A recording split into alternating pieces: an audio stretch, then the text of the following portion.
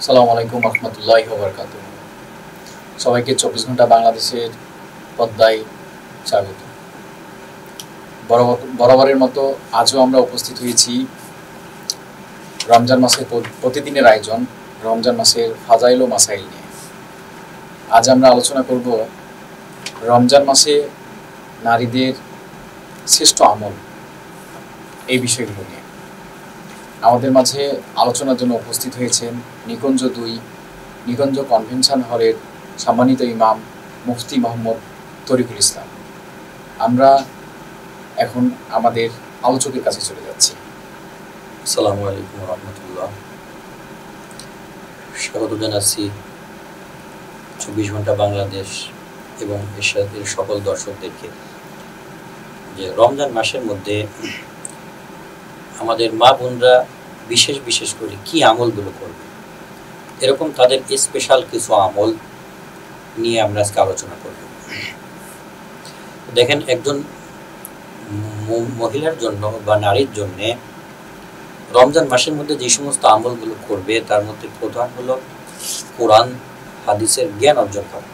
এটা শুধু রমজান মাস না, একজন মহিলার তার জন্য সবচেয়ে গুরুত্বপূর্ণ হলো সে কোরআন এবং হাদিসের ইলম অর্জন করবে। এটা তারপরে ফরজ বলা হয়েছে, তলাবুল ইলমি ফারিদাতুন আলা কুল্লি মুসলিম ওয়া মুসলিমা।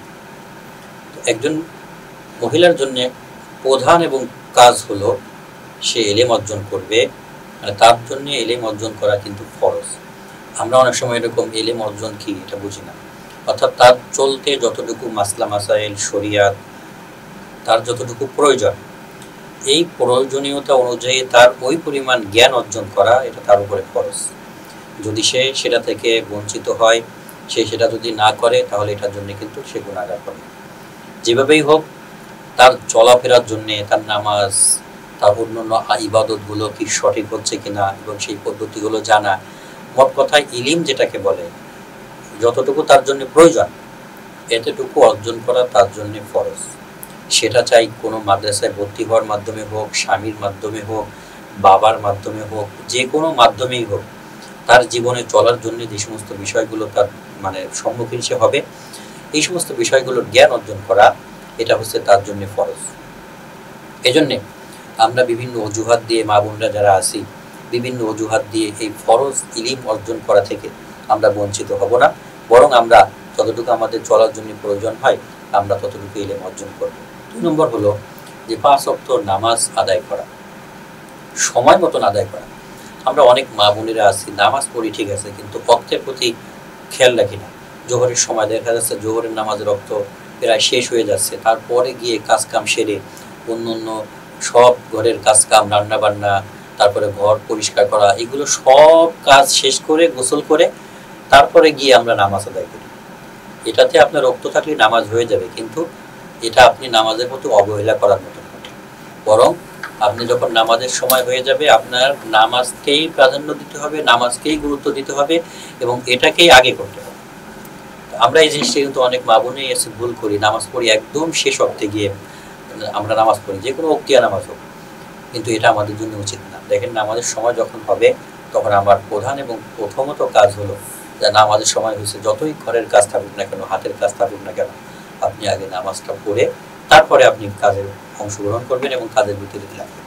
এজন্যই যে কোনো অজুহাতে, আমরা অনেক সময় সামান্য অজুহাতে নামাজকে কাজা করে দিই, নামাজকে ছেড়ে দিই, এটা কিন্তু একেবারেই কি হবে না, উচিত হবে না। বরং আমাদের যতই কাজ থাকুক না কেন, যতই ব্যস্ততা থাকুক, যাই থাকুক না কেন, আমরা নামাজকে কাজা করব না, বরং আমরা 5 ওয়াক্ত নামাজ আমরা যেন সময় মতন পড়বো এবং ঠিক সময়ে, মাগরু ওক্তে না, এবং সময় মতন ঠিক সময়ে আমরা আমাদের নামাজগুলো আদায় করবো। 3 নম্বর যেটা আমরা করবো, সেটা হলো রমজান মাসের রোজা রাখা। আমরা অনেক মা বোনেরা আছি রমজান মাসের রোজা রাখি, আবার অনেকে আছে সামান্য কারণে আপনার রোজা রাখি আমরা ছেড়ে দিই। বাচ্চা দুধ খেতেছে, তো আমরা অনেক সময় এই ভয় পাই যে আমি রোজা রাখলে আমার বাচ্চা হয়তো দুধ পাবে কিনা, এরকম সাধারণ কারণে আমরা কিন্তু অনেকেই আছি রোজা ছেড়ে দিই। এটা কিন্তু আমাদের জন্য একদমই উচিত হবে না। বরং রমজান মাসের একটা রোজা, এটা অন্য মাসের যদি আপনি সারা বছরও রোজা রাখেন, তাও কিন্তু রমজানের এক রোজার সমান আপনার কখনোই কিন্তু কি হবে না। আমরা সেক্ষেত্রে আমাদের সমাজের মধ্যে একটা ভুল প্রচলন আছে যে একটা রোজা না রাখলে এই রোজার ফিদিয়া দিয়ে দিলে হয়ে যাবে। এটা কিন্তু একেবারেই সঠিক নয়। বরং ফিদিয়া দিবে কারা? যারা কখনো পরবর্তীতে আর রোজা রাখার মতন শক্তি রাখে না, তারাই হচ্ছে কেবল ফিদিয়া দিবে। কিন্তু যারা পরে ভালো হয়ে যাওয়ার সম্ভাবনা আছে, ভালো হয়ে যাবে, তারা কিন্তু রোজার ফিদিয়া দিলে এটা আদায় হবে না। এক্ষেত্রে আপনার রোজাই রাখতে হবে। এই জন্য আমরা মা বোনরা খেয়াল রাখবো যে রমজান মাসের যখন হয়ে যাবে, রোজা সবচেয়ে আমাদের প্রধান ইবাদত এবং প্রথম কাজ। তো সেক্ষেত্রে আমরা সামান্য সামান্য কারণে আমরা যেন এই রোজার সওয়াব থেকে বঞ্চিত না হই এবং আমরা যেন এই রোজা ছেড়ে না দিই। দেখেন, রোজা আপনি যদি রেখে ভেঙে ফেলেন, তাহলে কিন্তু আপনাকে কাফারাও সাথে সাথে আদায় করতে হবে। রোজা কাজা তো করা লাগবে, কাফারাও প্রায় 2 মাস লাগাতার আপনাকে রোজা রাখতে হবে। কত বড় ধমকি, কত বড় কথা! এই জন্য আমরা রোজা রাখবো, রোজাকে কোনো অবস্থাতেই ভাঙবো না। 4 নম্বর হলো মহিলাদের শ্রেষ্ঠ আমলগুলোর মধ্যে যে তারা স্বামীর আনুগত্য করবে। স্বামীর আনুগত্য করা এটা একজন স্ত্রীর জন্য অত্যন্ত গুরুত্বপূর্ণ এবং অত্যন্ত জরুরি। অর্থাৎ স্বামী যে জিনিসটা পছন্দ করে, স্ত্রীর উচিত সেভাবে চলা। স্বামী যেটা অপছন্দ করে, স্ত্রী সেটা পরিহার করা উচিত। স্বামী যেটা তারা খুশি হবে, স্ত্রী সেটা করা উচিত। মানে এই বিষয়গুলো মানে স্ত্রীর সবচেয়ে বেশি খেয়াল রাখা উচিত। আবার স্বামীরও উচিত যে স্ত্রী কোন বিষয়গুলোতে খুশি হয়, স্ত্রী কি করলে খুশি হবে, এই বিষয়গুলো স্বামীর খেয়াল করা এবং স্ত্রীকে খুশি করা, এটাও কিন্তু দেখেন ইবাদত। স্বামী স্ত্রীকে খুশি করবে, স্ত্রী স্বামীকে খুশি করবে, হ্যাঁ, এটাও একটা ইবাদত এবং এটাও কিন্তু বহুত বড় সওয়াবের বিষয়। এজন্য স্ত্রীর খেয়াল রাখা উচিত যে আমার স্বামী কখন কি চায়, কখন কোন বিষয়গুলো তিনি পছন্দ করেন, কখন তিনি কোন কাজগুলোতে তিনি এরকম স্বাচ্ছন্দ্য বোধ করেন, সেইগুলোর প্রতি সবচেয়ে বেশি মনোযোগ দেয়। দেখেন, এটা যদি আমরা করি, স্বামী যদি স্ত্রীর হকের প্রতি খেয়াল রাখি, স্ত্রী যদি স্বামীর অধিকার হকের প্রতি খেয়াল রাখি, তাহলে কিন্তু স্বামী স্ত্রীর মধ্যে বর্তমানে যে সমস্ত ঝগড়াঝাটি হয়, বিচ্ছেদ হয়, এগুলো কিন্তু হবে না। এগুলো কখন হয়? যখন স্বামী স্ত্রীর কথা শোনে না, স্ত্রী স্বামীর কথা শোনে না। একে অপরে যখন আমরা এই বিষয়গুলোকে প্রতিপক্ষর মতন মনে করি, তখন কিন্তু আমাদের সমাজের মধ্যে এই বিবাহ বিচ্ছেদ বলেন, তারপরে অন্যান্য যে সমস্ত বিষয়গুলো তখন কিন্তু ঘটে। এজন্য স্ত্রীর দায়িত্ব হলো স্বামীর যে সমস্ত বিষয়গুলো পছন্দ করেন সেদিকে খেয়াল করা, আর স্বামীরও দায়িত্ব হচ্ছে আমার স্ত্রী কোন কাজগুলো করলে তিনি খুশি হবেন, পছন্দ হন, তিনি কি চান, এই বিষয়গুলোর প্রতি খেয়াল রাখা। তাহলে কিন্তু আর কোনো সমস্যা হবে না। 5 নম্বর হলো স্ত্রী তার ইজ্জতের হেফাজত করবে, মানে মহিলারা তার ইজ্জতের হেফাজত করবে। দেখেন, ইজ্জতের হেফাজত করা এটা খুবই গুরুত্বপূর্ণ একটা বিষয়। কদ আফলাহাল মুমিনুন, মুমিনরাই সফলকাম হয়েছে। তো পরবর্তীতে বলেছে মুমিন কারা? বলছে যারা তাদের লজ্জা স্থানকে হেফাজত করে, যারা তাদের ইজ্জতের হেফাজত করে, তারাই হচ্ছে প্রকৃতপক্ষে মুমিন। এই জন্য আমার ইজ্জত, এটা যতই ঝড় আসুক, যতই কিছু মানে যাই কিছু আসুক না কেন, আমার ইজ্জতের হেফাজত এটা কিন্তু আমার জন্য অত্যন্ত গুরুত্বপূর্ণ। এবং এটা যদি হয়, তাহলে কিন্তু আমাদের সমাজের মধ্যে যে সমস্ত পরকীয়া বিষয়গুলো রয়েছে, এই পরকীয়া বিষয়গুলো থাকবে না এবং আমাদের সমাজগুলো কিন্তু এমনিতেই কি হবে, সুন্দর হয়ে যাবে।